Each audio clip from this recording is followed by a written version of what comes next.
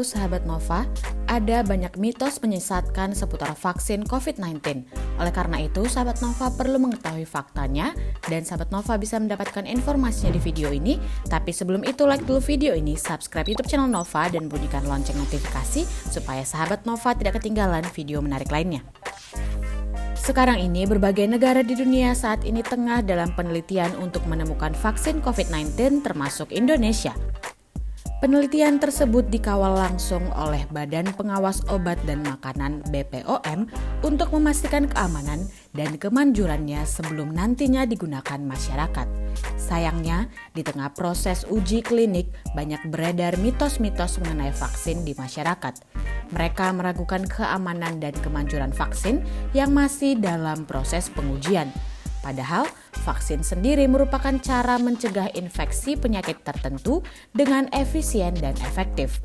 Vaksin terbukti mampu mencegah penyakit seperti BCG, polio, hepatitis B, campak, rubella, HIV, PCV, influenza, dan dengue. Mitos seputar vaksin cukup banyak, masyarakat harus pandai memastikan informasi yang benar. Hal yang tidak masuk akal harus kita tinggalkan, terutama harus hati-hati untuk membagikannya dengan orang lain, kata Guru Besar Fakultas Kedokteran Universitas Indonesia, Profesor Dr. Cissy Kartasasmita. Menurut Cissy, vaksin memiliki manfaat untuk menjaga kesehatan.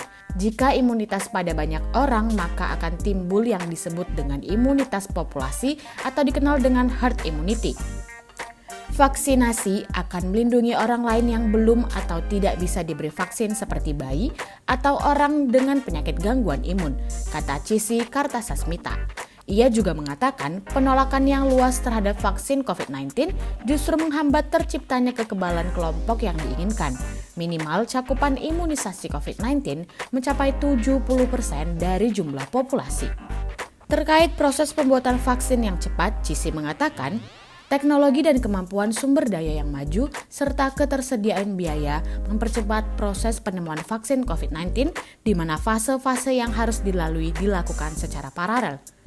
Saat ini sendiri, uji klinik vaksin Sinovac telah masuk tahap ketiga dan selesai dilakukan penyuntikan kepada 1.620 relawan yang memenuhi syarat untuk berpartisipasi hingga saat ini telah selesai divaksinasi dan menunggu laporan hasil uji resminya.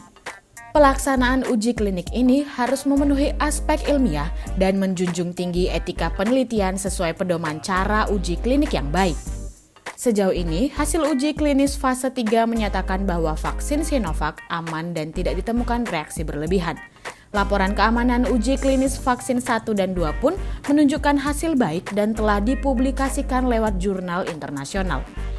Sementara itu, Cissy menjelaskan selama uji klinis fase 3 tidak ditemukan efek samping yang berat pada relawan penerima vaksin Sinovac.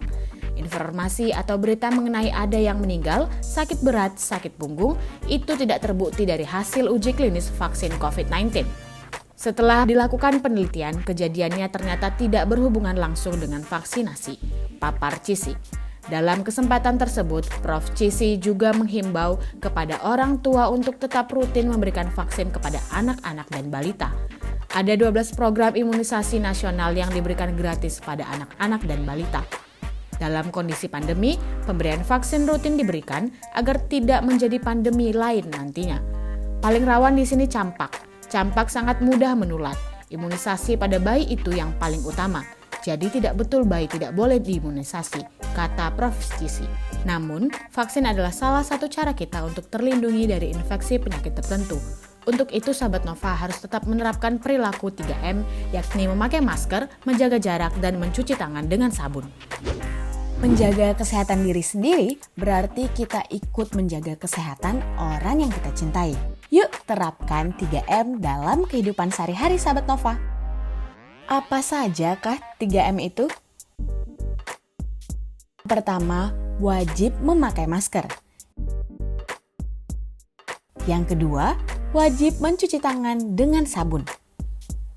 Yang ketiga, wajib menjaga jarak dan hindari kerumunan. Jangan lupa untuk menjaga kesehatan dengan mengkonsumsi makanan bergizi serta berolahraga. Yuk adaptasi kebiasaan baru dengan 3M kapanpun dan dimanapun. Bersama kita lawan COVID-19.